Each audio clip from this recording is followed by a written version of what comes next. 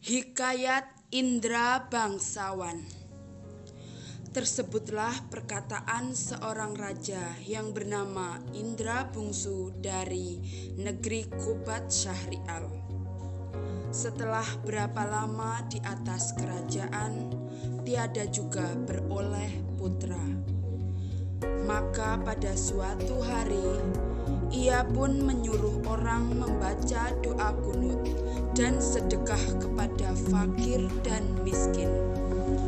Hatta beberapa lamanya, Tuan Putri Siti Kendi pun hamilah dan bersalin 2 orang putra laki-laki. Adapun orang tua, keluarlah dengan panah, dan yang muda dengan pedang. Maka Baginda pun teramat sukacita dan menamai anaknya yang tua Syahperi dan anaknya yang muda Indra Bangsawan. Maka anak kanda Baginda yang 2 orang itu pun sampailah usia 7 tahun dan dititahkan pergi mengaji kepada Mu'alim Sufyan. Sesudah tahu mengaji, mereka dititah pula mengaji kitab usul, fikih hingga saraf, tafsir sekaliannya diketahui. Setelah beberapa lamanya, mereka belajar pula ilmu senjata, ilmu hikmat, dan isyarat tipu peperangan. Maka Baginda pun bimbinglah, tidak tahu siapa yang patut dirayakan dalam negeri, karena anaknya kedua orang itu sama-sama gagah. Jikalau Baginda pun mencari muslihat, ia menceritakan kepada kedua anaknya bahwa ia bermimpi bertemu dengan seorang pemuda yang berkata kepadanya, "Barang siapa yang dapat mencari buluh perindu yang dipegangnya, ialah yang patut menjadi raja di dalam negeri." Setelah mendengar perkataan Baginda, Syahperi dan Indra Bangsawan pun bermohon pergi mencari buluh perindu itu. Mereka masuk hutan, keluar hutan, naik gunung, turun gunung, masuk rimba, keluar rimba, menuju arah matahari hidup. Maka datang pada suatu hari, hujan pun turunlah dengan angin ribut taufan, kelam kabut, gelap gulita, dan tiada kelihatan barang suatu apapun. Maka Syahperi dan Indra Bangsawan pun bercerailah.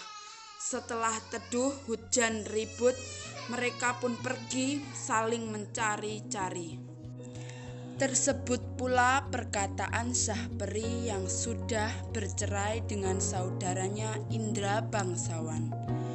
Maka ia pun menyerahkan dirinya kepada Allah Subhanahu wa Ta'ala dan berjalan dengan sekuat-kuatnya. Beberapa lama di jalan, sampailah ia kepada suatu taman dan bertemu sebuah mahligai. Ia naik ke atas mahligai itu dan melihat sebuah gendang tergantung. Gendang itu dibukanya dan dipukulnya. Tiba-tiba ia terdengar orang yang melarangnya memukul gendang itu. Lalu diambilnya pisau dan ditorehnya gendang itu. Maka Putri Ratnasari pun keluarlah dari gendang Garuda. Itulah sebabnya ia ditaruh orang tuanya dalam gendang itu dengan suatu cembul. Di dalam cembul yang lain ialah perkakas dan dayang-dayangnya. Dengan segera Syahperi mengeluarkan dayang-dayang itu. Tatkala Garuda itu datang, Garuda itu dibunuhnya. Maka Syahperi pun duduklah berkasih-kasihan dengan Putri Ratnasari sebagai suami istri dihadap oleh segala dayang-dayang dan inang pengasuhnya. Tersebut pula perkataan Indra Bangsawan pergi mencari saudaranya. Ia sampai di suatu padang yang terlalu luas. Ia masuk di sebuah gua yang ada di padang itu dan bertemu dengan seorang raksasa. Raksasa itu menjadi neneknya dan menceritakan bahwa Indra bangsawan sedang berada di negeri Antah Barantah yang diperintah oleh Raja Kabir.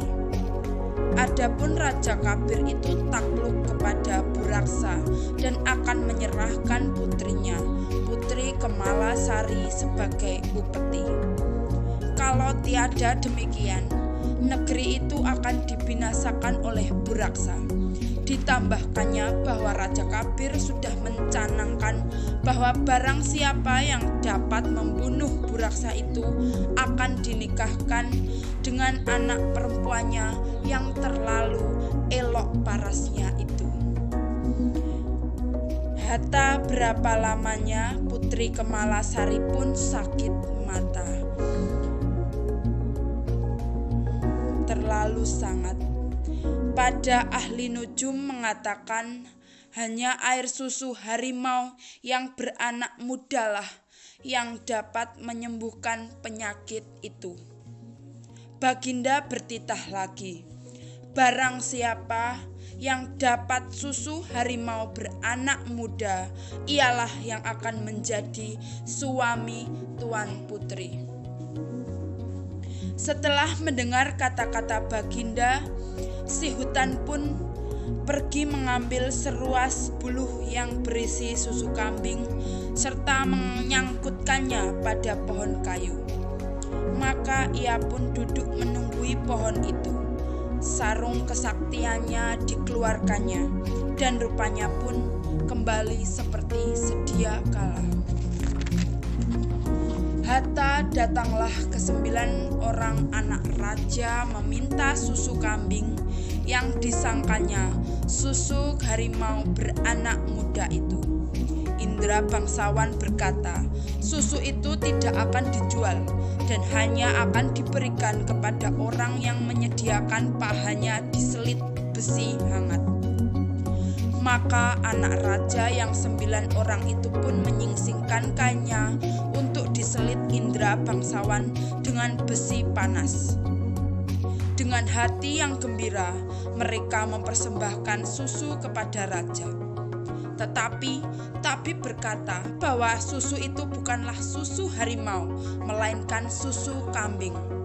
Sementara itu, Indra bangsawan sudah mendapat susu harimau dari raksasa, neneknya, dan menunjukkannya kepada raja. Tabib berkata, itulah susu harimau yang sebenarnya. Diperaskannya susu harimau ke mata Tuan Putri.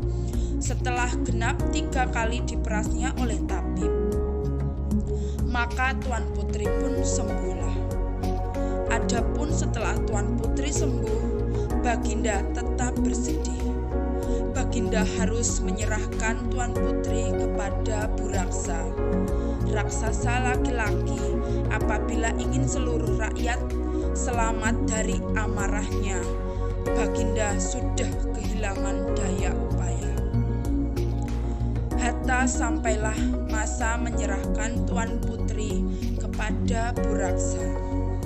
Baginda berkata kepada 9 anak raja bahwa yang mendapat jubah Buraksa akan mendapat putri suami putri.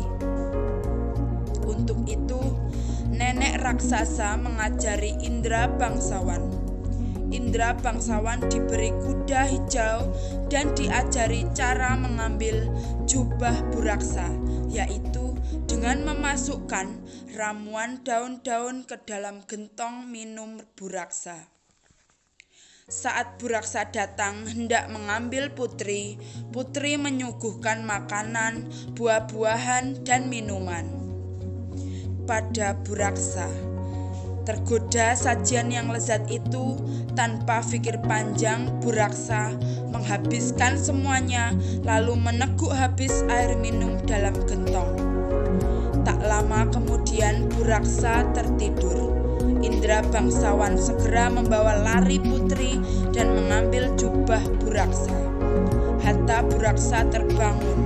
Buraksa menjadi lumpuh akibat ramuan daun-daunan dalam air minumnya. Kemudian 9 anak raja datang.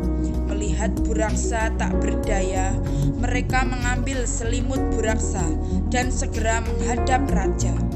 Mereka hendak mengatakan kepada raja bahwa selimut Buraksa sebagai jubah Buraksa.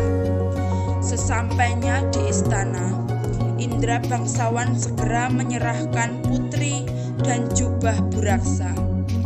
Hatta raja mengumumkan dari pernikahan Indra bangsawan dan putri. Saat itu 9 anak raja datang. Mendengar pengumuman itu, akhirnya mereka memilih untuk pergi. Mereka malu kalau sampai niat buruknya berbohong diketahui oleh raja dan rakyatnya.